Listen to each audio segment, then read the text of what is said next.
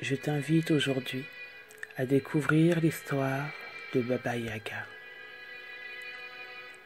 Dans un village de la campagne russe vivait une petite fille qui n'avait plus de maman. Son père se remaria, mais il choisit une méchante femme. Elle détestait la petite fille et la traitait mal. Comment faire pour me débarrasser de cet enfant, songeait la marâtre.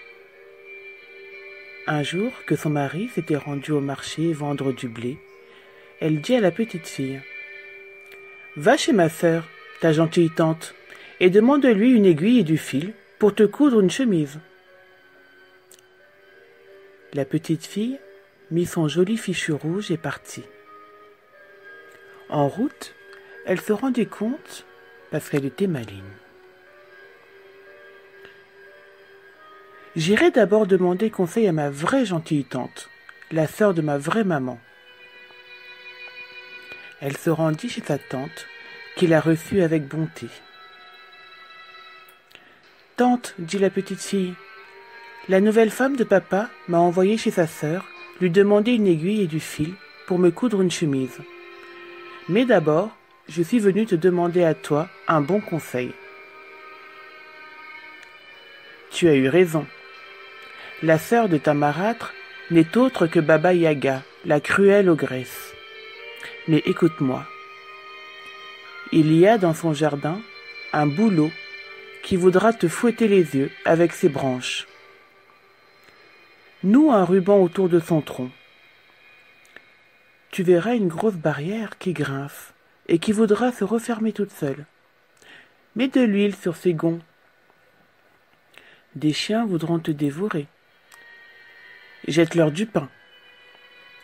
Enfin, tu verras un chat qui te crèverait les yeux.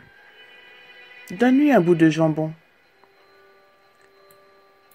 Merci bien, ma tante, répondit la petite fille.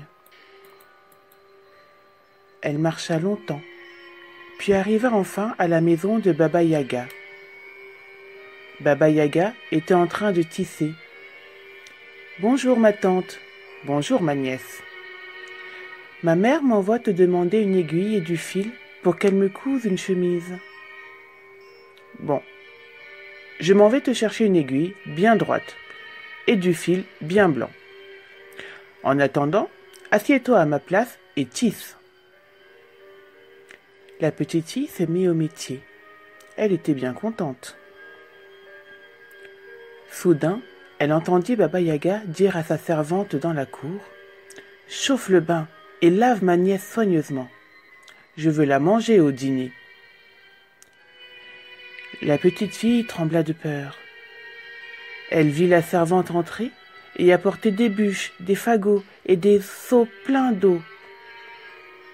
Alors, elle s'efforça de prendre une voix aimable et gaie, et elle dit à la servante: « Eh, ma bonne, fends moins de bois, et pour apporter l'eau, sers-toi plutôt d'une passoire. » Et elle lui donna son joli fichu rouge.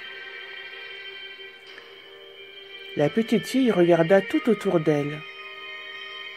Un feu vif et clair commençait à flamber dans la cheminée. L'eau se mettait à chanter dans le chaudron, et bien que ce fût une eau d'ogresse, elle chantait une jolie chanson. Mais Baba Yaga s'impatientait. De la cour, elle demanda: « Tu tisses, ma nièce? Tu tisses, ma chérie? »« Je tisse, ma tante, je tisse. » Sans faire de bruit, la petite fille se leva, alla à la porte. Mais le chat était là, maigre, noir, effrayant. De ses yeux verts, il regarda les yeux bleus de la petite fille. Et déjà il sortait ses griffes pour les lui crever. Mais elle lui donna un morceau de jambon et lui demanda doucement: « Dis-moi, je t'en prie, comment je peux échapper à Baba Yaga ?» Le chat mangea d'abord tout le jambon, puis il lissa ses moustaches et répondit: « Prends ce peigne et cette serviette, et sauve-toi. Baba Yaga va te poursuivre. Colle l'oreille contre la terre. Si tu l'entends approcher, jette la serviette, et tu verras. Si elle te poursuit toujours, colle encore l'oreille contre la terre, et quand tu l'entendras sur la route, jette le peigne, et tu verras. » La petite fille remercia le chat, prit la serviette et le peigne et s'enfuit. Mais à peine sortie de la maison, elle vit 2 chiens encore plus maigres que le chat, tout prêts à la dévorer. Elle leur jeta du pain tendre, et ils ne lui firent aucun mal. Ensuite, c'est la grosse barrière qui grinça, et qui voulut se refermer pour l'empêcher de sortir de l'enclos. Mais comme sa tante lui avait dit, elle lui versa toute une burette d'huile sur les gonds, et la barrière s'ouvrit largement pour la laisser passer. Sur le chemin, le bouleau siffla et s'agita pour lui fouetter les yeux. Mais elle noua un ruban rouge à son tronc, et le bouleau la salua et lui montra le chemin. Elle courut, elle courut, elle courut. Pendant ce temps, le chat s'était mis à tisser. De la cour, Baba Yaga demanda encore une fois: « Tu tisses, ma nièce? Tu tisses, ma chérie ?»« Je tisse, ma vieille tante, je tisse, » répondit le chat d'une grosse voix. Furieuse, Baba Yaga se précipita dans la maison. Plus de petite fille.